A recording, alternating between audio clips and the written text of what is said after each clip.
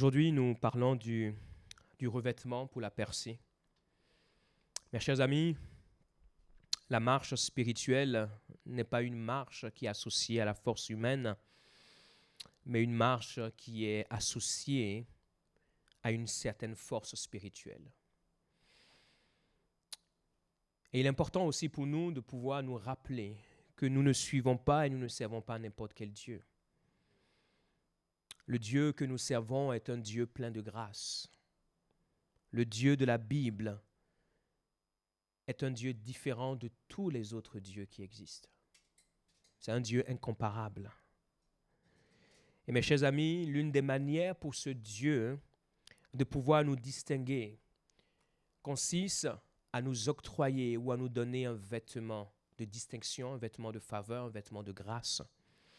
Chers amis, ce vêtement de faveur que Dieu nous accorde est un vêtement qui nous distingue, un vêtement qui nous préserve, un vêtement qui nous rend fructueux, un vêtement qui nous rend prospères, un vêtement qui nous rend inaccessibles face à nos ennemis.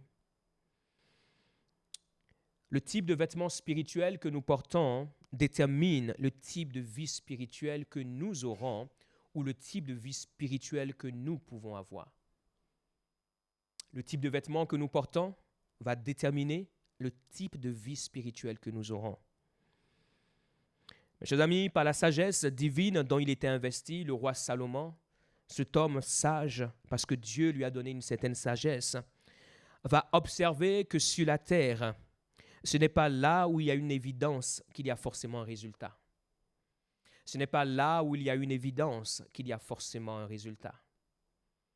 Et je crois que la compétition qui se déroule quelque part en Afrique nous montre que c'est le cas.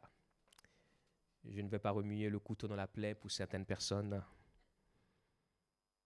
mais pour certains d'entre nous, nous avons eu chaud. Ecclésiaste 9, verset 11.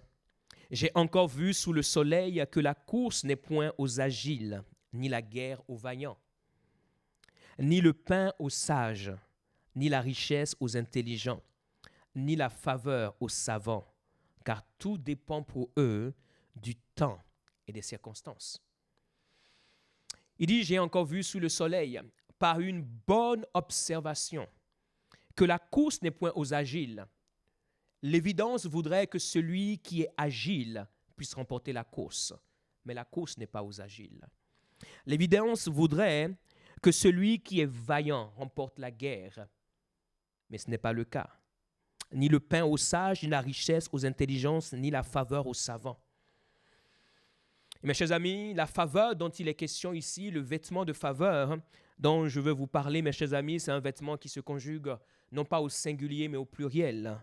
Le psaume 115, verset 14 déclare « L'Éternel vous multipliera ses faveurs à vous et à vos enfants. » Il y a un vêtement que Dieu nous donne qui est un vêtement de grâce et un vêtement de faveur. Et ce vêtement nous distingue. Et ce vêtement nous positionne pour la percée. Dans la vie naturelle, l'une des manières par lesquelles une personne est distinguée se trouve être son habillement. Le vêtement est un signe de distinction. Bien sûr, vous connaissez l'expression que l'habit ne fait pas le moine, mais ce qu'il faut savoir, c'est qu'il y a certains vêtements qui montrent la position et la place que certaines personnes ont. Joseph, par exemple, avait une tunique unique qui symbolisait l'amour de son père pour lui. Dans Genèse 37, verset 3, la Bible déclare « Israël aimait Joseph plus que tous ses autres fils. » Il avait d'autres fils, mais il aimait Joseph plus que les autres parce qu'il l'avait eu dans sa vieillesse. Et il lui fit une tunique de plusieurs couleurs. Les frères de Joseph le haïssaient et les frères de Joseph, en le haïssant, savaient aussi quelle était l'importance de la tunique qu'il avait. Pourquoi? Parce que leur haine vis-à-vis de Joseph venait de l'amour que leur père Jacob avait spécialement pour lui. Et donc, ils associaient leur haine à la tunique qu'il avait, parce que la tunique qu'il avait le distinguait d'eux. Et je crois que Joseph aussi en jouait.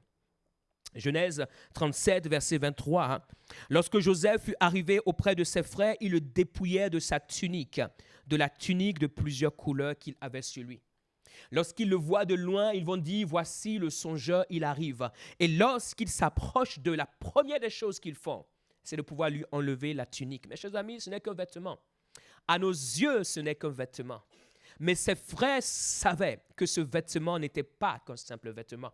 Quand vous lisez dans Genèse 49, des années plus tard, lorsqu'il est sur le point de pouvoir mourir, lorsque Jacob fait venir ses enfants, il va déclarer sur chacun d'entre eux une parole. Parce que quand l'ange de l'Éternel l'a visité à Péniel, l'ange de l'Éternel a changé son nom. Il a dit, tu ne t'appelleras plus Jacob, mais tu t'appelleras Israël. Et il a commencé par entrer dans l'alliance que son grand-père Abraham avait, que son père Isaac avait. Et il est devenu, à partir de ce moment-là, un récipiendaire de cette alliance. Et donc, les frères de Joseph savaient que cette tunique n'était pas juste une simple tunique.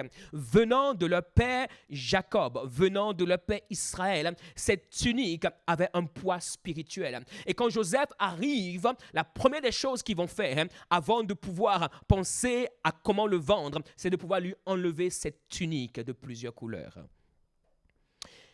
Et plus tard, au verset 31, la Bible nous dit, « Il prit alors la tunique de Joseph, et ayant tué un bouc, il plongeait la tunique dans le sang.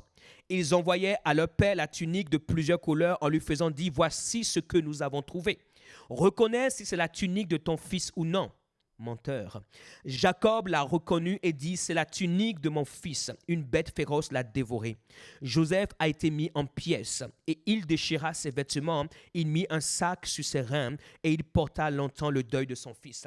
Nous connaissons très bien l'histoire et nous savons que Joseph n'est pas mort, mais que Joseph, pendant 17 ans, Dieu l'a suscité en Égypte pour être une voix. Dieu l'a positionné en Égypte pour être un instrument divin. Amen. Écoutez bien ceci. Jacob voit la tunique de Joseph dans le sang d'un bouc et Jacob en déduit que Joseph est mort. Il a simplement vu la tunique et il en a déduit que Joseph est mort. Ils ne lui ont rien dit. Ils ont apporté sa tunique dans une mare de sang et Jacob va en déduire que Joseph est mort. Mais est-ce que vous savez que Joseph n'était pas mort? Bien sûr que Joseph n'était pas mort, puisque 17 ans plus tard, il le retrouvera. Et il va porter le deuil de Joseph parce que la tunique avait été détruite. Mardochée était un juif en exil à Suse. C'était un homme sage et un homme loyal. Mardochée se tenait à la porte de la ville et il permettra au roi Assuérus de pouvoir éviter un coup d'État. Pourquoi? Parce qu'il va entendre un complot et il va avertir les hommes proches du roi afin que ce complot soit déjoué. Mais est-ce que vous savez que cet homme n'a jamais été récompensé pour ce qu'il avait fait? Et quelquefois dans la vie, nous pouvons faire de bonnes choses sans forcément avoir la récompense de manière immédiate. Mes chers amis, n'arrêtez pas d'être bons parce que les gens autour de vous sont mauvais. Et Mardochée va continuer à être cet homme bon, cet homme loyal et cet homme fidèle. Et la Bible nous dit qu'un jour, une nuit, le roi Assuérus ne pouvait pas dormir parce que Dieu l'avait empêché de dormir. Ça, c'est mon interprétation.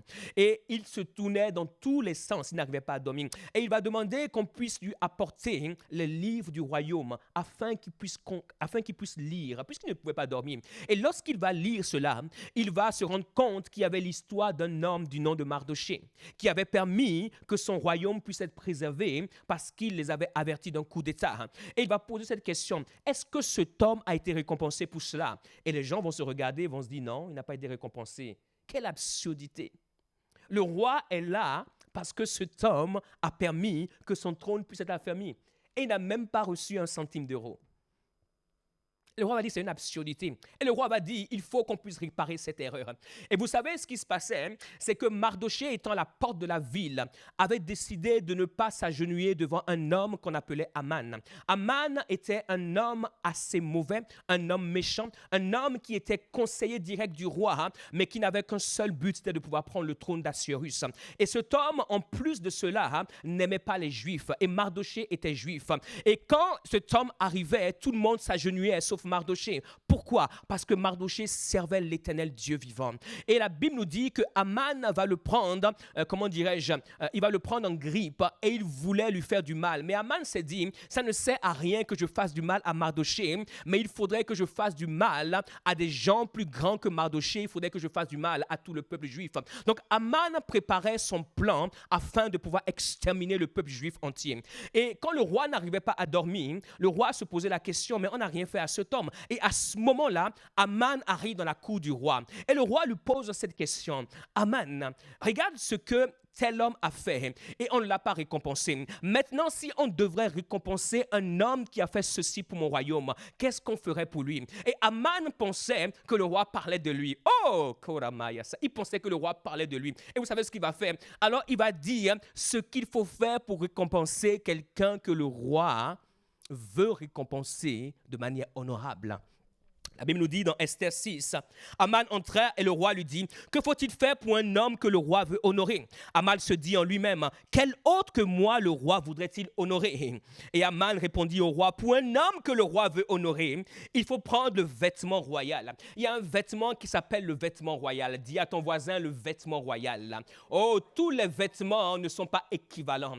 Tous les habits que nous portons ne sont pas équivalents. Il dit, il faut prendre le vêtement royal dont le roi se couvre et le cheval que le roi monte et sur la tête duquel se pose une couronne royale. Remettre le vêtement et le cheval à l'un des principaux chefs du roi, puis revêtir l'homme que le roi veut honorer, le promener à cheval à travers la place de la ville et crier devant lui. C'est ainsi que l'on fait à l'homme que le roi veut honorer. Le roi dit à Aman, prends tout de suite le vêtement et le cheval, comme tu l'as dit, et fais ainsi pour Mardoché, le juif qui est assis à la porte du roi. Ne néglige rien de tout ce que tu as mentionné. Et comme c'est le roi qui avait donné un ordre, alors il était obligé de pouvoir exécuter. Et la Bible nous dit, et Aman prit le vêtement et le cheval, il revêtit Mardoché, et il le promena à cheval à travers la place de la ville, et il cria devant lui. Lui qui voulait le tuer cria devant lui, c'est ainsi que l'on fait à l'homme que le roi veut honorer. Quand le roi veut t'honorer, il te donne un vêtement. Quand le roi veut t'honorer, il te donne un vêtement. Si le roi des rois veut t'honorer, il te donne un vêtement. Les rois terrestres donnent un vêtement à ceux et celles qu'ils veulent honorer. Il y a un vêtement qui s'appelle le vêtement royal. Et quand vous continuez l'histoire de Joseph, lorsqu'il arrive devant Pharaon et que Pharaon décide que c'est lui qui sera le gouverneur, que c'est lui qui aura le trône après lui, Pharaon, l'une des choses qu'il fera, c'est qu'on enlèvera à Joseph ses vêtements de prisonnier et on lui donnera un vêtement de distinction. Son père lui avait donné une tunique parce que c'était sa destinée. Et lorsqu'il arrivera devant Pharaon, Pharaon lui donnera un vêtement royal parce qu'il était né pour régner. Mes chers amis, il y a un vêtement qui est associé à la percée. Pourquoi? Parce qu'il y a un vêtement qui est associé à la distinction. La percée, c'est la distinction. La percée, c'est la séparation. La percée, c'est un positionnement que Dieu nous donne. Et il y a un vêtement qui est associé à cela. Et ma prière pour toi, ma prière pour moi, c'est que l'Éternel Dieu puisse nous revêtir d'un vêtement de percée dans le nom puissant de Jésus. Mes chers amis, le manteau naturel est un vêtement. L'habit naturel est un vêtement. Et le manteau spirituel est un revêtement. L'habit naturel que nous avons, c'est un vêtement. Je parlais à raison tout à l'heure du vêtement spirituel, mais en réalité, c'est un revêtement. Dans le naturel, nous avons des vêtements qui nous distinguent, mais dans le monde spirituel, dans le surnaturel, nous avons des revêtements qui nous distinguent. Mes chers amis, le revêtement spirituel nous confère une certaine grâce spirituelle. Le revêtement spirituel est associé à un manteau spirituel qui définit ce que nous pouvons faire et ce que nous ne pouvons pas faire. Dans le monde spirituel, c'est un peu comme vous êtes sur la route. Sur la route, il y a des choses que vous pouvez faire, des choses que vous ne pouvez pas faire. Peu importe la voiture que vous avez, même si c'est une Ferrari, même si c'est une Maserati, même si c'est une Jaguar, peu importe. Mais il y a des choses que vous ne pouvez pas faire. La voiture que vous avez ne vous donne pas le droit de faire n'importe quoi sur la route. Que vous ayez une 2 chevaux et que vous ayez une Maserati, il y a un code de la route qui est régi pour tout le monde. Mes chers amis, le vêtement spirituel que nous portons, à savoir le revêtement que nous avons, nous donne et définit dans notre vie ce que nous pouvons faire, ce que nous ne pouvons pas faire. Mes chers amis, il y a une dimension de foi qui n'est pas possible dans le monde spirituel. Il y a des gens qui ont la foi pour ce que la foi ne permet pas dans le monde spirituel. Avoir la foi et l'audace dans certains domaines pour lesquels nous n'avons pas un revêtement, ça ne sert absolument rien. C'est être plutôt suicidaire. Il y a une foi qui ne marche pas dans le monde spirituel. C'est la foi de l'autorité que tu n'as pas, la foi de la grâce que tu n'as pas, la foi de la faveur que tu n'as pas, la foi du revêtement que tu n'as pas. Tu peux définir et, comment dirais-je, et susciter par toi-même cette foi, mais elle ne marchera pas. Pourquoi? Parce que tu n'as pas l'accessibilité pour pouvoir opérer dans cette dimension. Mais ma prière pour toi, c'est que l'Éternel Dieu puisse te revêtir d'un vêtement qui va te permettre de pouvoir vivre une percée dans le nom puissant de Jésus-Christ. Personne ne peut vivre sans une percée spirituelle. Et c'est la raison pour laquelle nous avons tous besoin d'un certain revêtement spirituel. Dis à ton voisin, tu as besoin d'un revêtement spirituel. Puisque le monde spirituel est un monde d'ordre et de protocole, comme le code de la route nous donne un certain ordre et un certain protocole, la priorité à droite. Si tu oublies la priorité à droite, tu vas causer probablement un accident. Et dans le monde spirituel, il y a un ordre et des protocoles pour ne pas se retrouver accidenté. Nous devons tous développer l'attitude nécessaire qui nous permet de pouvoir attirer le revêtement spirituel. Dans le monde naturel, lorsque nous portons certains vêtements, il y a certaines portes qui s'ouvrent à nous et certaines portes qui se ferment à nous. Quelquefois, quand les gens me disent qu'ils sont allés à un entretien et que finalement ça s'est très mal passé alors qu'ils avaient bien préparé les choses et qu'ils ont dit certaines choses, il y a des questions très simples, par exemple, que je peux leur poser. Je dis, mais ce jour-là, tu es habillé comment? Non, pasteur, ce jour, tu sais que je me suis levé vraiment très vite. Et la première chose que je pouvais voir, c'était un jogging. Je dis, ok, je comprends. N'allons pas plus, ne prions pas le Seigneur. Ne prions pas, ne prions plus, ne prions pas. Amen. Amen. La seule chose que tu peux faire va peut-être les voir et puis explique-leur que, voilà, il y a une catastrophe ce jour-là, c'est pour ça que tu es arrivé en jogging, mais que tu es le candidat qu'il faut et que tu peux leur prouver. Il y a ce qu'on appelle la première impression, que vous le vouliez ou pas. Sans pour autant entrer dans la dimension du jugement, nous avons tous une première impression. Quand nous voyons quelqu'un, la première fois, ce que la personne porte nous donne une information. Qu'elle soit bonne ou mauvaise, mais l'information est là. Et des fois, nous pouvons batailler avec l'information. Parce que lorsque nous écoutons la personne, ce qu'elle dit et l'information que nous avons d'elle, ça a l'air de ne pas marcher ensemble. C'est la première impression. C'est pour cela, faisons tout ce qu'il faut pour ne pas que la première impression nous disqualifie alors que nous avons un bon contenu. Mais malgré la première impression, il est clair qu'à un moment donné, si les gens commencent par creuser, ils pourront dire « Ah, il sent bon, il a un bon parfum, une belle coupe de cheveux, vraiment une allure incroyable. » Mais par contre, le contenu, alors là, n'en parlons pas. Mais au moins, ne permettons pas à la première impression de nous disqualifier avant qu'on ne voit notre contenu. Première impression. Tu arrives et tu es déjà là 5 minutes en avant. C'est une première impression. Mais tu arrives, mais tu es déjà 15 minutes en arrière. C'est une première impression. Et il y a pour certaines personnes, étant déjà disqualifiées.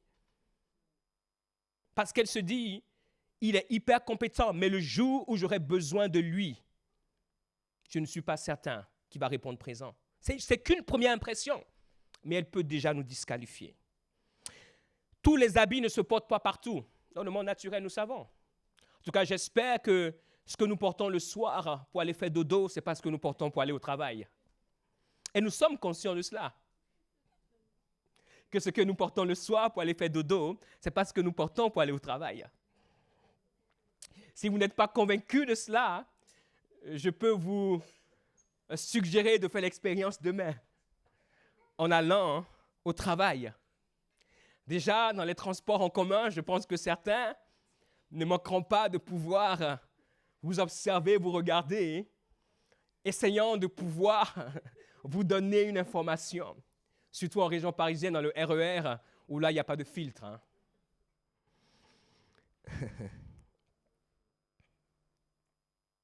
Lorsque nous avons une bonne première impression sur certaines personnes, nous avons envie de leur ouvrir des portes. Lorsque nous avons une mauvaise impression sur certaines personnes, nous ne réfléchissons pas avant de leur fermer des portes. Mes chers amis, de la même manière, lorsque nous avons un certain manteau spirituel, un certain revêtement, nous sommes spirituellement distingués. Nous sommes spirituellement mis à part. Nous sommes spirituellement honorés. Nous sommes spirituellement positionnés lorsque nous avons un certain type de revêtement. J'aime souvent rappeler que nous sommes tous égaux en tant qu'enfants de Dieu, mais nous ne sommes pas tous égaux en tant que serviteurs de Dieu. Le service que Dieu nous assigne, c'est ce qui le pousse à pouvoir. Que Dieu nous donne, c'est ce qui le pousse à pouvoir nous revêtir d'une certaine manière. Et comme nous n'avons pas tous la même mission, donc nous n'avons pas tous le même vêtement. Comme nous n'avons pas tous, la même destinée, alors nous n'avons pas tous le même vêtement.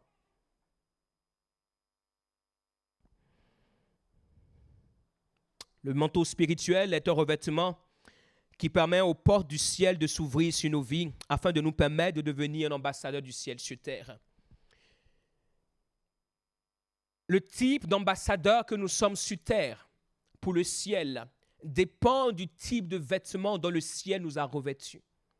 Il y a des endroits où certaines personnes pourront aller sur terre et des endroits où d'autres ne pourront pas aller. C'est pour cela, en parlant de la foi tout à l'heure, mes chers amis, il est extrêmement important pour nous d'être appris dans les choses de Dieu. La foi, ce n'est pas juste la foi. Par exemple, quand vous allez dans un territoire, il y a des choses que vous pouvez faire et des choses que vous ne pouvez pas faire. Et c'est extrêmement important pour nous de pouvoir comprendre la limite que nous donne l'autorité que nous avons.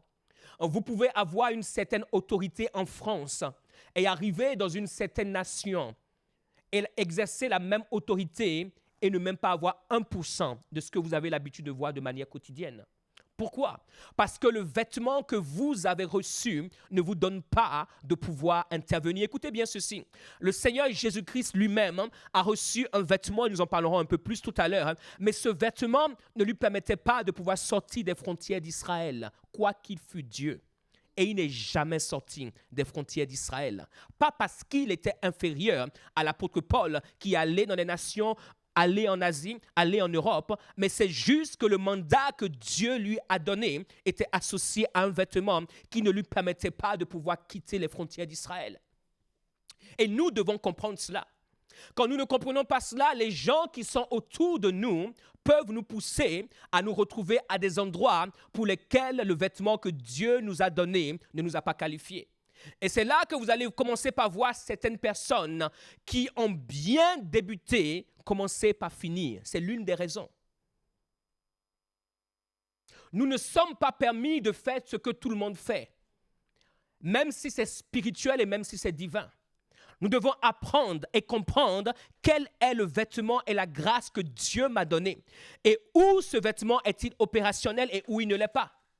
Et si nous essayons de nous retrouver à un endroit où le vêtement que Dieu nous a donné n'est pas opérationnel, alors ce vêtement ne sera pas opérationnel. Je prie que le ciel puisse nous accorder la grâce de comprendre et de discerner. Plusieurs canaux possibles pour être revêtus. Le manteau spirituel participe à notre percée. Pourquoi? Parce qu'il y a des endroits qui ne nous est point permis d'entrer avec le vêtement que nous avons actuellement. Et nous avons besoin d'être revêtus afin de pouvoir aller plus loin que là où nous avons été. Lorsque nous voulons percer certains endroits, lorsque nous voulons percer certaines sphères, lorsque nous voulons percer dans certains domaines, nous avons besoin d'un certain type de vêtements. Pourquoi? Parce que lorsque nous allons apparaître avec le vêtement que nous avons actuellement, il y a certaines portes qui ne vont pas s'ouvrir. Mais lorsque tu auras un certain type de vêtement, lorsque tu as le vêtement de président de la République, lorsque tu as le costume de président de la République, même si les gens ne te connaissent pas, on va les prévenir que celui qui arrive, tu n'as pas besoin de pouvoir le connaître. Son vêtement fait que tu es obligé d'ouvrir la porte. On ne te demande pas des explications. On ne te demande même pas si tu es d'accord avec lui. Son vêtement lui donne... Imaginez un seul instant, un endroit en France, et l'endroit dit au président Macron, tu ne peux pas venir ici. Ça n'existe pas. Ça ne peut pas exister. Le vêtement présidentiel lui donne accès à des endroits où la majorité d'entre nous ne pouvons pas être. Ou si nous devons être, nous devons avoir certaines autorisations, certaines habilitations. Mais le fait qu'il soit devenu président, cela lui octroie un certain vêtement. Et c'est la même chose dans le monde spirituel. Dans le monde spirituel, il y a certains vêtements qui nous donnent certaines habilitations, où il n'y a pas besoin de discussion. Tu n'as pas besoin de palabrer, tu n'as pas besoin, comment dirais-je, d'argumenter. Le vêtement te qualifie. J'aimerais que tu puisses dire à ton voisin, de droite ou de gauche, tu as besoin d'un nouveau vêtement. Oh, tu as besoin d'être revêtu par le ciel. Plusieurs canaux possibles. Le ciel ouvert, premier canal. Dieu peut décider d'ouvrir le ciel et nous revêtir directement d'un manteau spirituel, d'un manteau qui vient du ciel.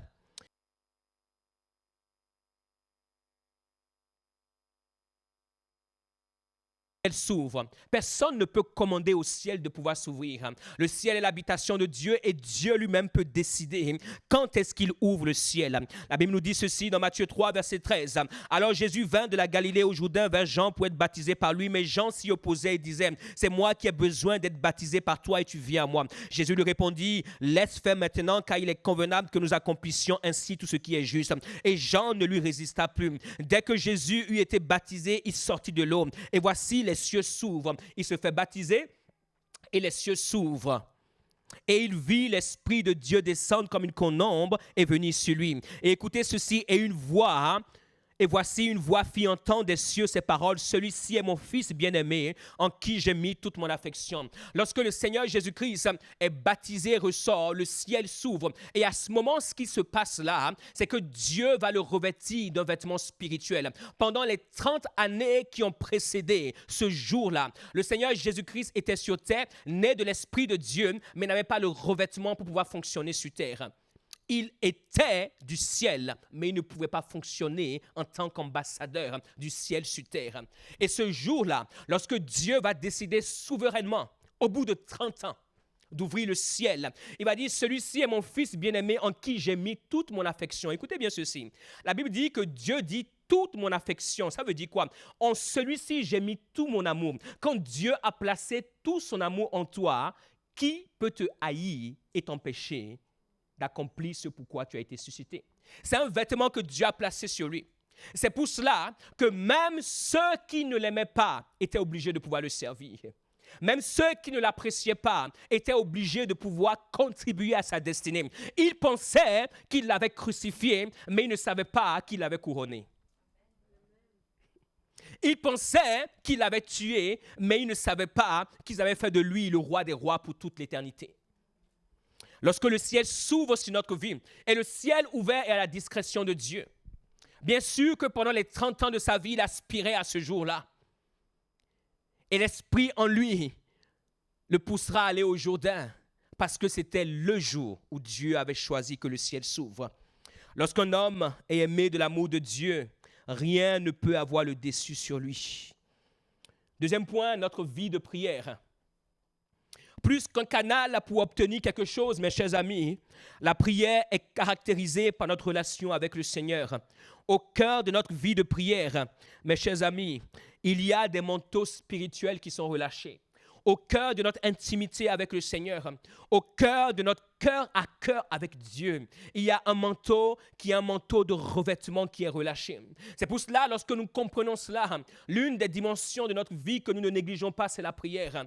La prière, ce n'est pas l'endroit où je viens et j'apporte à Dieu ma liste de courses. Oh Seigneur, fais-moi ceci, Seigneur, fais-moi cela, Seigneur, accomplis ceci, accomplis cela. Mais la prière, c'est l'endroit où je viens rencontrer Dieu. Et je sais qu'à cet endroit-là, quelque chose de divin doit se passer et peut se passer. Je sais qu'à cet endroit-là, il y a des manteaux que Dieu est capable de pouvoir relâcher sur ma vie afin que je sois distingué pour pouvoir accomplir ma destinée. La Bible nous dit dans Luc 9, verset 28, environ 8 jours après qu'il lui dit ces paroles, Jésus prit avec lui Pierre, Jacques et Jean et il monta sur la montagne pour prier. Jésus n'est pas monté sur la montagne pour recevoir quelque chose de la part de Dieu. Il est monté sur la montagne pour prier. Il est monté sur la montagne pour avoir une intimité avec son Père. Il est monté sur la montagne pour avoir un cœur à cœur avec son Père. Il est monté sur la montagne pour passer du temps avec son Père. Et il a pris avec lui Pierre, Jacques et Jean pour pouvoir les exposer à ce que c'est qu'une vie authentique, une vie réelle de prière. Jésus accomplissait sur terre des signes, des prodiges, des miracles, des choses extraordinaires.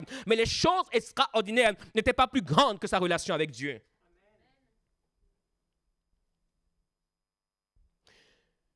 L'un des drames de notre spiritualité, c'est quand les choses que Dieu fait en nous, à travers nous, deviennent plus grandes que Dieu. Cette histoire concernant le Seigneur, c'est la fin de son ministère. À quelque temps d'aller à Jérusalem de se faire crucifier. Donc c'est un homme qui a vu des vertes et des pas mûres. C'est un homme qui a vu les paralytiques marcher, qui a vu les sourds entendre, qui a vu les aveugles voir. Un homme qui a marché sur l'eau. Bref, il a vécu des choses, mais il est monté sur la montagne pour prier. On pourrait parler de la prière, du jeûne, en tout cas de tous ces temps qui nous poussent à avoir du temps pour Dieu. Et qu'est-ce que la Bible nous dit? Pendant qu'il priait. De la même manière, lorsque vous lisez dans une autre version de Jean, la Bible nous dit que c'est pendant qu'il priait que le ciel s'est ouvert.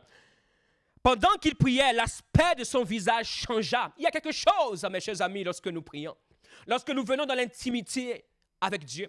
Lorsque nous venons sur la montagne de prière, pendant qu'il priait, son visage changea. C'est pour cela, lorsque Moïse était dans la présence de Dieu, qu'il est descendu, il était obligé de pouvoir mettre un voile parce que son visage ne pouvait pas être regardé. Il y a des hommes et des femmes dont vous ne pouvez pas regarder le visage. Il y a des hommes et des femmes avec qui vous ne pouvez pas contester. Il y a des hommes et des femmes dont le visage est rempli d'un signe de distinction. Pourquoi? Parce qu'ils ont été dans la présence de Dieu. Nous ne pouvons pas avoir été dans la présence de Dieu et notre vie est insignifiante. Nous ne pouvons pas avoir été dans la présence de Dieu et ceux et celles qui nous côtoient ne sont pas marqués par quelque chose. Pendant qu'il priait, son visage changea et son vêtement devint d'une éclatante blancheur. Son vêtement a changé pendant qu'il priait. C'est une expérience que Pierre, Jacques et Jean vont attester, ils vont voir. Et au milieu de cela, Moïse et Élie vont lui apparaître. Et lorsqu'ils vont lui apparaître, au milieu de cette nuée, une voix va se faire entendre. La première voix qui s'était fait entendre lorsqu'il est arrivé au Jourdain, cette voix va se faire encore entendre parce qu'il était sur le point d'aller à la croix. Et Dieu va réaffirmer son amour et son alliance avec son Fils. Notre vie de prière est un endroit où il y a un certain revêtement qui nous est donné. La consécration à Dieu. L'histoire de Samuel en est la preuve. Les fils d'Élie, la Bible nous dit, se rendaient coupables devant l'Éternel de grands péchés parce qu'ils méprisaient les offrandes de Dieu. Et la Bible nous dit, à contrario, Samuel faisait le service devant l'Éternel et cet enfant était revêtu d'un éphod de lin. Le jeune Samuel continuait à grandir et il était agréable à l'Éternel et aux hommes. Il était au service de l'Éternel devant Élie. La lampe de Dieu n'était pas encore éteinte et Samuel était couché dans le temple de l'Éternel où était l'arche de Dieu. Et la Bible nous dit, alors l'Éternel l'appela. Ce jeune homme, ce jeune enfant était consacré à Dieu. Et la Bible nous dit, alors l'Éternel l'appela. Notre consécration à Dieu. Notre consécration à Dieu. Notre consécration à Dieu. Notre consécration à Dieu nous permet de voir un certain revêtement spirituel. La Bible nous dit, il était dans la présence de Dieu et alors la voix de l'Éternel est venue à lui. Ce qu'il faut savoir, quand vous lisez dans 1 Samuel 16, lorsque Saül va rencontrer le prophète Samuel, il nous a dit que le prophète Samuel était un prophète voyant. Mais ce qu'il faut savoir, c'est qu'avant d'être un prophète voyant, il était un prophète entendant. Parce qu'à ce moment-là, la voix de l'Éternel va se faire entendre à lui. Il était dans la présence de Dieu, mais il n'avait pas encore reçu le revêtement pour pouvoir entendre la voix de Dieu. Écoutez ceci, mes chers amis, entendre la voix de Dieu, c'est un revêtement spécial. Aujourd'hui, nous vivons dans une génération où les gens entendent Dieu leur parler. Il faut savoir que Dieu n'est pas un perroquet. Et Dieu ne parle pas pour dire n'importe quoi. Dieu ne nous parle pas pour dire aujourd'hui, prends du pain avec de la confiture. Non, demain, prends de la chicorée ou de la ricorée. Non, mes chers amis, quand Dieu parle, sa parole est puissante. La Bible nous dit, il envoya sa parole et sa parole les guérit. Et aujourd'hui, c'est comme si nous avons mis la parole de Dieu ras les pâquerettes. Et plus bizarre, c'est que le même Dieu qui a parlé hier parle aujourd'hui et c'est différent. Et que Dieu lui-même est entré dans notre confusion. Nous avons fini par confondre Dieu lui-même. Nous sommes devenus forts. Nous sommes une génération très forte. Nous avons rendu Dieu confus. C'est-à-dire que lui-même, quand il vient nous parler, il a oublié ce qu'il a dit hier et il dit quelque chose d'autre. Et si ça arrêtait encore là, ça va. On aurait le choix entre deux choses. Mais il revient encore le surlendemain et là, il dit une troisième chose. Quel est ce Dieu-là?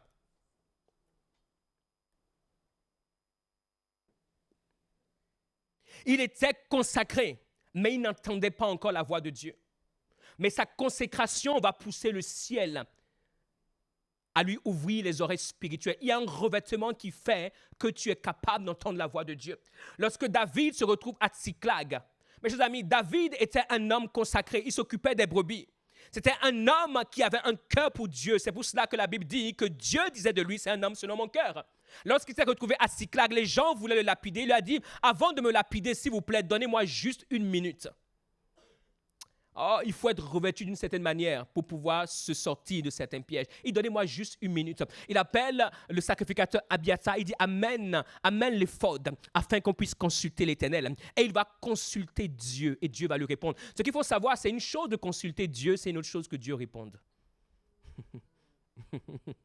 C'est une chose de consulter Dieu. C'est une chose d'appeler quelqu'un avec votre téléphone. C'est une autre chose que la personne réponde. Et vous savez, il y a des fois, vous êtes dans des situations, vous appelez les gens 10 fois, 15 fois. Puis je prends mon téléphone, je vois 20 absences en appel. Je me dis, qu'est-ce qui s'est passé? Il y a eu l'enlèvement et ma femme voulait me prévenir qu'elle était en train de partir au ciel. Seigneur, laisse-moi la rappeler tout de suite pour savoir. 20 appels en absence. Et quand tu as 20 appels en absence, il faut savoir que tu as intérêt à pouvoir trouver les mots sages. Lorsque tu dis, allô chérie, ton prince charmant est là. Le téléphone s'était juste égaré. Faut pas arriver sur tes grands chevaux. Oui, il y a quoi? Ah! Toi-même, tu verras ce qu'il y a.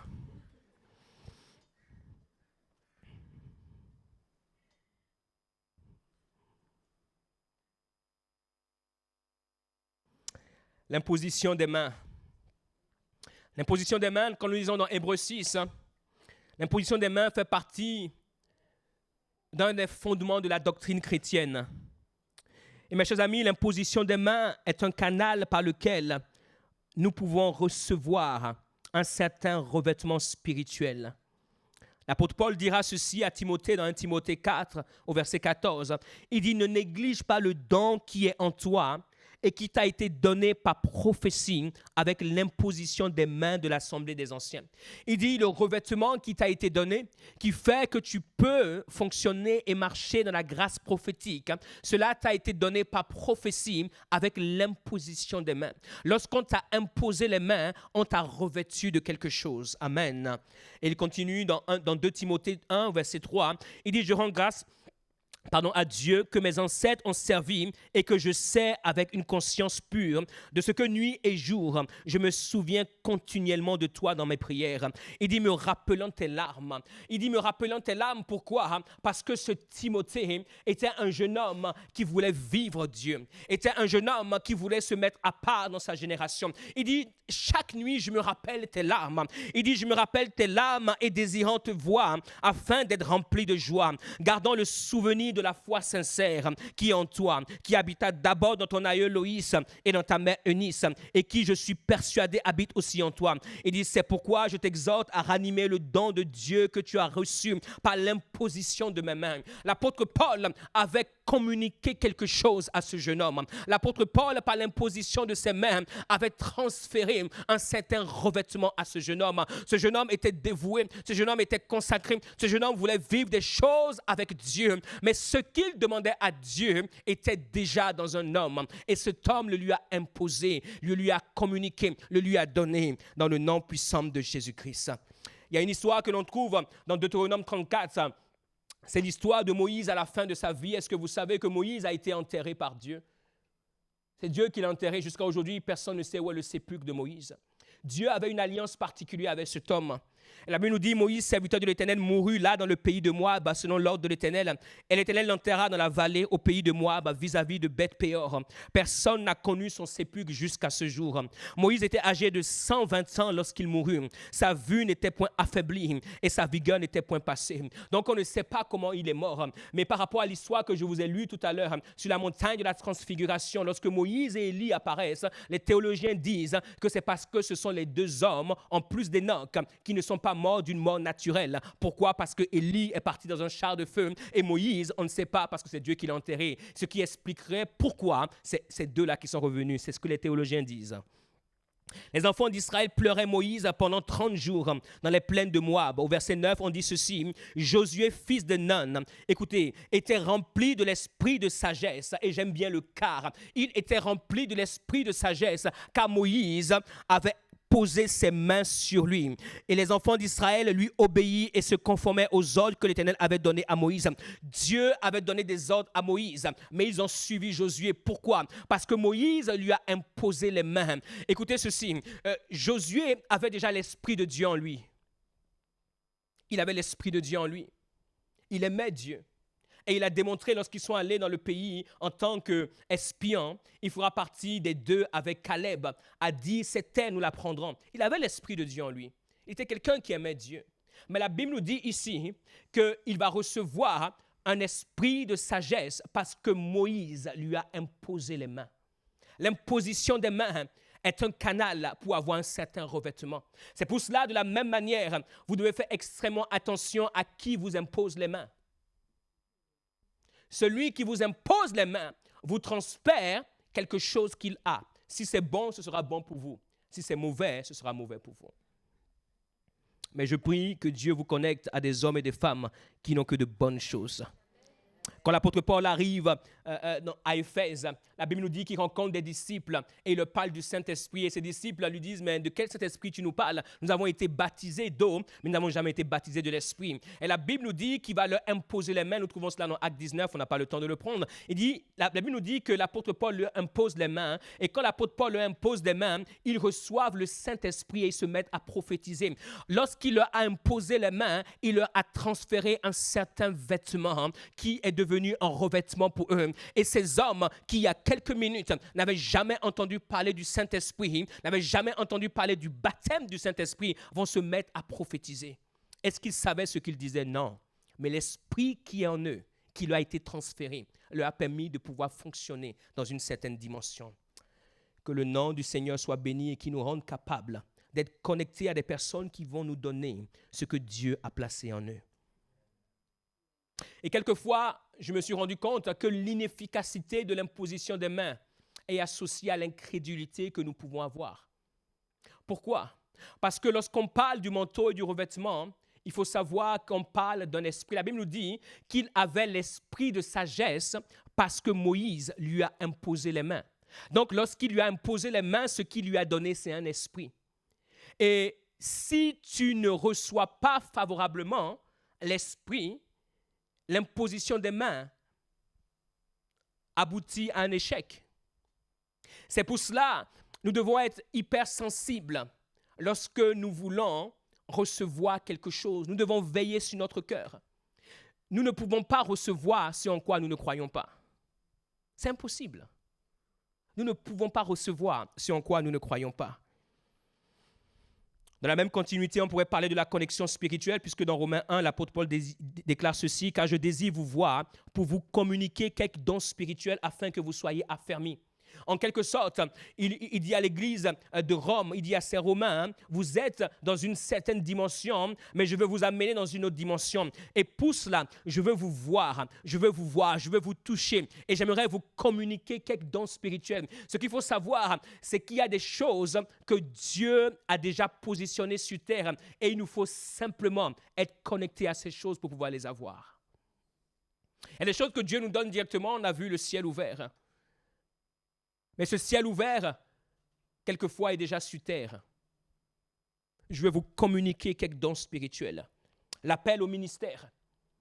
Mes chers amis, s'il y a une chose qui caractérise l'appel au ministère, c'est le fait que quand Dieu nous appelle à le servir, quand Dieu nous appelle au ministère, il est obligé, mes chers amis, notez cela, obligé de pouvoir nous revêtir. Si Dieu t'a appelé au ministère et ne t'a pas revêtu, c'est qu'il ne t'a pas encore appelé. Première dimension, nous sommes tous appelés au ministère, et c'est l'apôtre Pierre qui le dit dans son épître. Il dit que nous sommes une race unie, nous sommes un sacerdoce royal, nous sommes tous des serviteurs de Dieu. Nous sommes tous des serviteurs de Dieu. À partir du moment où nous sommes sauvés, nous sommes tous des serviteurs de Dieu et des servantes de Dieu. Dieu nous appelle à son service, nous trouvons cela dans 1 Pierre 2. Vous, au contraire, verset 9, vous êtes une race élue, un sacerdoce royal, une nation sainte, un peuple acquis, afin que vous annonciez les vertus de celui qui vous a appelé des ténèbres à son admirable lumière. Nous sommes des serviteurs de Dieu. Et à ce niveau, Dieu nous revêt d'un certain vêtement. C'est pour cela que tout enfant de Dieu, à partir du moment où il naît de nouveau, a déjà un vêtement qui le distingue de quelqu'un qui ne connaît pas Christ et qui lui permet de pouvoir faire certaines choses que quelqu'un qui ne connaît pas Christ ne peut pas faire. Premier niveau. Et plus nous avançons avec Dieu, selon la mission qu'il a pour nous, il peut nous revêtir d'un autre vêtement qui est associé à l'appel et au ministère qu'il a pour nous. La Bible déclare ceci dans Exode 28, verset 1. Il dit, « Fais approcher de toi Aaron, ton frère, et ses fils. » Et il dit, prends-les parmi les enfants d'Israël pour les consacrer à mon service dans le sacerdoce. Ça, c'est un autre service. Les enfants d'Israël, en tant que peuple, comme nous aujourd'hui, nous sommes tous des serviteurs de Dieu. Nous sommes tous des serviteurs de Dieu. Dis à ton voisin, tu es un serviteur de Dieu. Tu es une servante de Dieu. Commence par te comporter comme un serviteur de Dieu. Commence par te comporter comme une servante de Dieu. Pourquoi? Parce que nous avons le Saint-Esprit en nous. Le Saint-Esprit n'est pas rien, le Saint-Esprit, c'est Dieu. Nous sommes des serviteurs, des servantes. Mais là, il a dit, fais approcher de toi Aaron, ton frère. Et il dit, prends-les parmi les enfants d'Israël. Et il dit, pour les consacrer à mon service dans le sacerdoce. Verset 2, tu feras à Aaron ton frère, il lui dit maintenant, tu feras à Aaron ton frère des vêtements sacrés. Quand Dieu t'appelle à son service de manière spécifique, il est obligé de pouvoir te donner un vêtement sacré. Si tu te poses la question du vêtement que tu as, c'est que Dieu ne t'a pas encore appelé. Quand tu t'appelles, l'une des choses qu'il doit te montrer, c'est quel est le vêtement que j'ai, Seigneur. Et ce vêtement détermine ce que tu peux faire et ce que tu ne peux pas faire. Il dit des vêtements sacrés, il dit quoi? Pour marquer sa dignité et pour lui servir de parure. Pour marquer sa dignité, pour marquer sa distinction. Quand Dieu nous appelle au service, au ministère, Dieu nous distingue. Et il est obligé de pouvoir nous donner un vêtement qui marque notre dignité. Cela veut dire quoi? Que dans le monde spirituel, lorsque tu marches, on sait, cet homme, cette femme, voici sa dignité. Dans ce domaine, dans cette catégorie, dans cette sphère, on ne peut pas contester avec lui, avec elle, parce qu'il a une certaine dignité. Lévitique 21, 10. Le sacrificateur qui a la supériorité sur ses frères, sur la tête duquel a été répandue l'huile d'onction et qui a été consacré et revêtu de vêtements sacrés, ne découvrira point sa tête et ne déchirera point ses vêtements. Il dit qui a été consacré et revêtu des vêtements sacrés. L'appel au ministère nous confère un certain revêtement. Donc le jour où Dieu, de manière marquante, probante, t'appelle au ministère, il te donne forcément un certain vêtement. Il y a des vêtements qui feront que ta parole aura un écho dans le cœur des gens. Il y a des vêtements qui feront que ta présence va ouvrir tes portes. Il y a des vêtements qui feront que ton association amène une accélération dans la vie des gens. Tu dois connaître quel est le vêtement que Dieu t'a donné et le vêtement dont il t'a revêtu. Il y a des vêtements, lorsque tu chantes, il y a quelque chose qui se passe. Il y a quelqu'un qu'on connaît, cette personne avec son mari, ils ont les moyens financiers, et c'est quelqu'un qui chante et qui depuis des années poursuit une certaine carrière. Mais en écoutant cette personne, il y a quelque chose qui lui manque. Cette personne a les connexions, elle a tout ce qu'il faut, mais il y a un vêtement que Dieu ne lui a pas encore donné. Et tant que Dieu ne t'a pas donné ce vêtement, ce que tu fais est beau, ce que tu fais est bien, ce que tu fais est glorieux, mais ça n'a pas un certain écho. Et ce qui est important pour nous, c'est de pouvoir connaître le vêtement que Dieu nous donne. Le vêtement que Dieu te donne peut te pousser à rester dans un village quelque part. Reste dans ce village. C'est le vêtement que Dieu t'a donné. Le vêtement que Dieu t'a donné peut te pousser à voir les portes des nations ouvertes pour toi. Gloire à Dieu pour cela. Mais cela ne fait pas de toi quelqu'un de supérieur à quelqu'un d'autre. Non. C'est juste le vêtement. C'est le vêtement. Et c'est pour cela le jour où Dieu voulait traiter avec Aaron. Parce que Aaron a conduit le peuple à pouvoir devenir idolâtre, mais Dieu ne pouvait pas le toucher à cause du vêtement qu'il lui a donné. Mes chers amis, écoutez bien ceci. C'est là l'un des mystères par rapport aux vêtements. C'est que Dieu lui-même, lorsqu'il confère un certain vêtement, il te rend intouchable. Écoutez bien ceci. C'est pour cela, lorsque Dieu te donne un vêtement et que tu deviens intouchable, malgré le fait que tu vives en dehors de Dieu, le vêtement que tu portes t'octroie certaines prérogatives qui peuvent te faire croire que Dieu est encore avec toi. Aaron a conduit le peuple à adorer une idole, un veau d'or. Dieu ne l'a pas touché. Dieu ne l'a pas puni. Dieu ne s'est pas approché de lui. Pourquoi? Parce que Dieu lui a donné un vêtement. Mais quand Dieu voulait en finir avec lui, vous savez ce qu'il a fait? Il a dit à Moïse, amène-le sur la montagne, enlève-lui le vêtement. Quand Moïse a enlevé son vêtement, Aaron est mort. Il a dit, enterrons-le en même temps là. C'est pour cela que le vêtement que Dieu nous donne est à double tranchant. Écoutez bien ceci. C'est pour cela que Dieu ne nous donne jamais un vêtement sans nous avoir amenés dans le processus de la maturité. Certains veulent avoir certains vêtements. C'est un bon désir. Mais si la maturité adéquate ne vient pas avec, c'est extrêmement dangereux. Amen.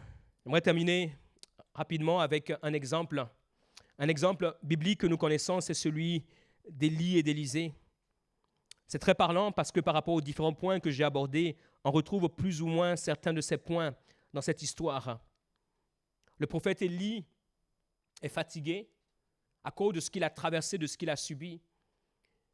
Et il veut que Dieu le ramène au ciel. Et le Seigneur dira, l'une des choses que je vais faire avant de te ramener au ciel, c'est que tu puisses aller oindre 3 personnes. Et l'une des personnes, c'est Élisée. Et il dira, j'aimerais que tu puisses oindre Élisée à ta place.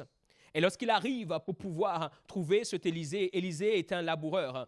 Il s'occupait des terres de ses parents. Et le prophète Élie, lorsqu'il arrive, il jette son manteau sur lui. Écoutez bien ceci, Dieu va demander à ce qu'il puisse aller loin comme prophète. Mais quand vous lisez l'histoire, à aucun moment, le prophète Élie va oindre Élisée comme prophète. Vous êtes d'accord avec moi? À aucun moment, il va oindre. Mais écoutez ceci. Mais nous découvrons que Élisée deviendra un prophète. Mais à aucun moment, il va le oindre. L'onction, ce n'est pas toujours ce que nous croyons. L'onction est bien plus subtile que cela. Lorsqu'il vient, il le frappe avec son manteau et lui dit ceci, « Souviens-toi de ce que j'ai fait pour toi. » Il jette son manteau sur lui. Mais écoutez bien ceci, lorsqu'il jette son manteau sur lui, le manteau est jeté sur lui, mais le manteau n'est pas activé sur lui. Et c'est l'une des plus grandes erreurs que nous faisons. Nous pouvons avoir des manteaux jetés sur nous, sans pour autant être activés sur nous, sans pour autant être activés en nous.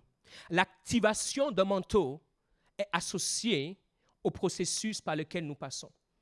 Et quelque temps plus tard, alors qu'il avait jeté son manteau sur lui, Élisée lui dira, « J'ai absolument intégré et compris ce que tu es en train de faire. Laisse-moi simplement aller embrasser mon père, embrasser ma mère et pouvoir te suivre. » Et à partir de ce moment-là, il va commencer par le suivre, il va commencer par le servir. Et au bout d'un certain temps, mes chers amis, au bout d'un certain temps, le prophète Élie, c'était le moment pour lui de pouvoir partir dans la gloire. Et ce qu'il faut savoir, c'est qu'avant Élisée, il y avait des fils de prophètes qui suivaient Élie. Il y avait beaucoup de fils de prophètes qui le suivaient. Et ils vont lui apprendre quelque chose. Ils vont lui dire, est-ce que tu sais que c'est bientôt, que c'est maintenant, que ça arrive dans pas très longtemps, où ton maître sera enlevé du milieu de nous? Mes chers amis, écoutez bien ceci. Savoir, ce n'est pas avoir. Savoir, ce n'est pas avoir. Les fils des prophètes savaient, mais ils n'ont pas eu. Avoir demande plus que savoir. Il y a beaucoup de choses que nous pouvons savoir, mais avoir ce que nous savons, c'est une autre dimension. Il savait que bientôt, Élie serait enlevé. Mais par contre, ce que tout le monde voulait avoir de lui, il n'y a que Élisée qui l'a eu de lui. Et lorsqu'il voudra partir, il se retrouve à Gilgal et il lui dit, « Reste ici et attends-moi. » Et Élisée, dans son cœur, savait ce qu'il voulait. Il a dit, « Je ne te laisserai point, et l'Esprit de l'Éternel ne permettra point que je te laisse. » Et c'est très parlant de Gilgal, parce que Gilgal, c'est le lieu où le peuple d'Israël a été circoncis. Gilgal, c'est le lieu où nous sommes circoncis, où nous sommes séparés pour Dieu. Gilgal, c'est le lieu où nous faisons choix de pouvoir suivre Dieu. C'est la première des choses que nous voyons dans la poursuite du revêtement. Si nous voulons être revêtus, nous devons nous mettre à part pour Dieu. Dieu ne peut pas revêtir ce qui ne lui est pas sacré, ce qui ne lui est pas consacré, ce qui n'est pas destiné pour lui. Si notre vie sert Dieu et sert d'autres causes, Dieu ne peut pas nous revêtir. Pourquoi? Parce que Dieu sera obligé de pouvoir partager sa gloire avec les autres choses avec lesquelles nous le servons. Et c'est impossible. Dieu ne place son revêtement que sur ceux et celles qui décident de pouvoir être circoncis. On ne parle pas de la circoncision de la chair, mais la circoncision de notre vie. Est-ce que nous avons circoncis notre vie? Est-ce que nous avons choisi de pouvoir être de ceux et celles qui passent par Gilgal, l'endroit où nous disons, Seigneur, je vis pour toi, je vis par toi, je vis à cause de toi. Et il faut savoir que la circoncision est un acte qui fait mal. Mes chers amis, il faut être passé par la circoncision pour savoir la douleur de la circoncision. Les gens qui disent qu'ils ont été circoncis pour Dieu et tu ne vois aucune larme dans leur vie, oh, je doute fort de cette circoncision. La circoncision fait mal. Et quand tu décides d'être à Gilgal, ce n'est pas là que Dieu se révèle à toi. Dieu te voit souffrir et il est silencieux. À Gilgal, il est silencieux. Il est silencieux. Et vous savez que le silence peut parler. Et le silence te parle. Il y a des voix bizarres qui viennent dans ta tête, dans ton cœur. C'est un silence. Ouh! Et il quitte Gilgal, il va à Bethel. Et de même à Bethel, il lui dit, reste ici. Et Élisée dira, je ne te laisserai pas, moi je viens toujours avec toi. Et Bethel, c'est la maison de l'Éternel. Bethel, c'est l'endroit où Jacob va rencontrer Dieu. Autrefois, l'endroit s'appelait Luz et il va lui donner un autre nom, Bethel. Parce qu'à Bethel, lorsqu'il s'est couché, alors qu'il fuyait la maison de son père et de sa mère, l'Éternel Dieu va lui apparaître et il verra une échelle, il verra des anges et il va dire, Dieu était là, je ne savais pas. Bethel, c'est la maison de l'Éternel. Bethel, c'est l'endroit où Dieu se trouve. Bethel, c'est l'endroit où, après avoir fait le choix de la séparation, tu fais le choix de la consécration. Nous ne pouvons pas être séparés, ne pas être consacrés pour Dieu. Et lorsque tu es consacré à Bethel, tu es comme Samuel dans le temple. Oh, tu es près de l'arche de l'Éternel. Tu es près de la parole de Dieu. Oh, tu es près du lieu de prière. Tu es près du lieu de consécration. Les choses de Dieu te passionnent. Lorsqu'on parle de Jésus-Christ à droite, oh, tu cours. Lorsqu'on parle de Jésus-Christ à gauche, tu cours. Je me rappelle lorsque je m'étais converti, j'allais à toutes les réunions, je vous assure, toutes les réunions que l'Église organisait. Même si c'était la même réunion qu'ils avaient dupliquée. J'étais à mon Bethel. Toutes les réunions. Et j'avais un cahier et je notais absolument tout. Et je peux vous sortir mes cahiers d'il y a 20 ans. Certains d'entre vous, même les cahiers d'il y a un mois, vous ne pouvez pas les sortir. Parce que vous venez à l'église, mais vous n'êtes pas à Bethel. Vous n'êtes pas à Bethel. Ce qui a été prêché il y a 2 semaines, incapable de sortir. Pas parce que vous n'avez pas une bonne mémoire. Moi aussi, je n'ai pas une bonne mémoire, mais tout est là. Et tout est noté. Bethel, c'est le lieu où la parole de Dieu entre en toi. Bethel, c'est le lieu où tu as une certaine intimité avec Dieu, où tu apprends sur Dieu, où tu es passionné pour Dieu, où tu n'as qu'une envie, c'est de pouvoir le connaître et le connaître encore plus, aller dans une dimension supérieure de Dieu. C'est le lieu où tu emmagasines. Et c'est là où le Seigneur a été pendant 30 ans. À l'âge de 12 ans, on le voyait dans le temple. Il discutait avec les docteurs de la loi. Il aimait la parole de Dieu. Et de Bethel, il va à Jéricho. Jéricho, c'est le lieu de la confrontation. Tu as été consacré à Dieu. Tu t'es séparé pour Dieu. Et il y a le lieu de la confrontation. La Bible nous dit dans Josué 6, verset 1, que Jéricho était une ville fermée, barricadée. Personne ne pouvait entrer, pouvoir sortir. C'est le lieu de la confrontation. C'est là où l'ennemi vient te confronter. Il vient te confronter dans tes certitudes. Il vient te confronter dans ta foi. Il vient te confronter dans ta marche. Il amène des doutes. Il amène des choses dans ton cœur. Il te pose la question, mais si Dieu est réellement avec toi, regarde ta vie, regarde ce que tu vis. Oh, tu vas tous les jours à l'église, matin, midi, soir, mais il n'y a rien qui se passe. Ce Dieu n'existe pas. C'est là où ta foi est confrontée. La foi que tu as eue à Bethel, cette foi doit être challengée. Il va te dire, il est où ce Dieu que tu sers? Je ne le vois pas, je ne le connais pas. Si tu n'as pas été à Gilgal et à Bethel, tu ne peux pas arriver à Jéricho. Et si tu arrives par hasard à Jéricho, tu abandonnes. Parce qu'à Jéricho, il y a un mot qui sort. Si Dieu, si Dieu, si Dieu, si Dieu, si Dieu, si Dieu était là, si Dieu était là, si Dieu était là, si Dieu était là, si Dieu était là. Pourquoi? Parce que nous n'avons pas été enracinés à Bethel. Et ensuite, ils arrivent au Jourdain. Mes chers amis, le Jourdain, c'est le seul endroit où le revêtement est possible. Lorsqu'ils arrivent au Jourdain, le prophète Élie prend son manteau et il sépare, écoutez bien ceci, il sépare le Jourdain. Et les fils des prophètes sont de l'autre côté, ce sont les observateurs. Ils savaient, mais ils ne pouvaient pas voir. Ils regardaient ce qui se passait. Et lorsqu'ils séparent le Jourdain avec son manteau, ils avancent, ils traversent le Jourdain. Et lorsqu'ils sont de l'autre côté du Jourdain, c'est là où cette expérience a lieu, où le char de feu descend et le prophète Élie va partir. Écoutez bien ceci. Lorsqu'il se révèle pour la première fois, mes chers amis, à Élisée, qu'est-ce qu'il fait? Il lui jette son manteau, mais il ne lui a pas donné son manteau. Il a jeté, le manteau est arrivé sur lui. Est-ce que je peux avoir mon manteau? La veste? Je prends ce manteau. Viens, jeune homme. Merci beaucoup, chérie. Lorsqu'il le voit la première fois, il prend son manteau. Et qu'est-ce qu'il fait? Il lui jette son manteau. Donc, qu'est-ce qu'il lui dit? J'ai le manteau. Mais ce qui se passe, c'est que le manteau n'est pas activé. Il l'a, mais il n'est pas activé. Pourquoi? Parce qu'il n'a pas été à Gilgal. Parce qu'il n'a pas été à Bethel. Parce qu'il n'a pas été à Jéricho. Et parce qu'il n'a pas traversé le Jourdain. Il a le manteau. Il a vu des choses. Il a expérimenté des choses. Il a été au contact, mais le manteau n'est pas activé. C'est certes un manteau, mais c'est un manteau qui n'est pas activé. Et il y a beaucoup de personnes qui sont à côté du manteau, même qui touchent le manteau, même qui voient et qui connaissent les opérations du manteau. Le manteau est avec eux, mais le manteau n'est pas activé. Mais écoutez bien ceci. Lorsqu'il va maintenant se retrouver après le Jourdain et que le char de l'Éternel va venir, vous savez ce qui va se passer? Il va monter avec le manteau. Et dans le ciel, le manteau va être activé. Dans le ciel, le manteau va recevoir un nom. Dans le ciel, le manteau va recevoir une direction. Et qu'est-ce que la Bible nous dit? Lorsque le prophète Élie est monté avec son manteau, le manteau est retombé. Et qu'est-ce qu'il va faire? Il va ramasser le manteau. Parce qu'il a été à Gilgal, parce qu'il a été à Bethel, parce qu'il a été à Jéricho, parce qu'il a été au Jourdain. Alors le manteau qu'il a suivi et qu'il a servi, ce manteau a été activé. Et écoutez maintenant ceci. Il va se poser la question, est-ce que ce manteau a été réellement activé? Pour savoir si le manteau a été activé, c'est lorsque tu as l'aptitude et la capacité de faire ce que celui qui avait le manteau faisait. Si tu n'as pas cette aptitude et cette capacité, c'est que le manteau n'a pas été activé. Et qu'est-ce qu'il va faire? Il a passé le Jourdain, mais monsieur qui a fait qu'on passe le Jourdain n'est plus là. Maintenant, tu as ça dans les mains. Et ils sont là-bas, ils te regardent. Et qu'est-ce qu'il va dire? Il va dire, Élie, mon père.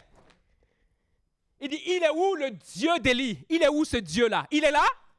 Oui, il est là. Pourquoi? Parce que le manteau est allé dans le ciel et Dieu a validé et Dieu a activé. Et quand le manteau est descendu et est venu sur lui, Dieu l'a qualifié. Et il va prendre le manteau et qu'est-ce qu'il va faire? Il va frapper le Jourdain et le Jourdain va s'ouvrir. Pourquoi? Écoutez bien ceci. Le manteau est un esprit. Le manteau n'est pas une chose. Le manteau est un esprit. C'est pour cela que la femme qui avait la perte de sang, lorsqu'elle est arrivée et qu'elle a touché le manteau de Jésus, l'esprit qui est en lui a reconnu qui elle était. Le revêtement surnaturel, le revêtement pour pouvoir la percer. Si nous voulons vivre la percée, mes chers amis, il y a une dimension, et j'aimerais que nous puissions nous lever pour terminer. Il y a une dimension de revêtement dont vous et moi, nous avons besoin. Et Père, nous te bénissons pour ta parole et nous te rendons gloire pour ta fidélité dans le nom puissant de Jésus-Christ. Merci encore pour la grâce que tu nous donnes d'être à l'époque et dans la génération dans laquelle nous sommes. Tu cherches des hommes et des femmes qui seront prêts à aller à Gilgal, qui seront prêts à aller à Bethel, qui seront prêts à aller à Jéricho, qui seront prêts à aller au Jourdain afin d'être revêtus de manière surnaturelle. Afin d'être revêtus de manière surnaturelle. Afin d'être revêtus de manière surnaturelle. Dans le nom puissant de Jésus. Amen. Nous espérons que vous avez été édifiés et inspirés par cet enseignement. Nous vous invitons à continuer à nous suivre via nos réseaux sociaux. Si vous le souhaitez, vous avez la possibilité de soutenir notre vision de former des disciples authentiques à travers nos liens PayPal, Helloasso et RIB. Nous nous réjouissons aussi à l'idée de vous accueillir lors de nos célébrations hebdomadaires dont les horaires sont indiqués sur nos pages Instagram et Facebook. Demeurez abondamment bénis